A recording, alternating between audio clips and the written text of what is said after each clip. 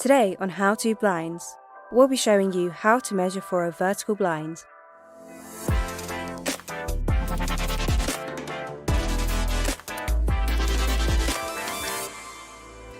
First, we're going to measure the drop of the blind.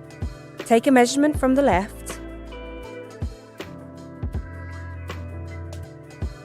middle,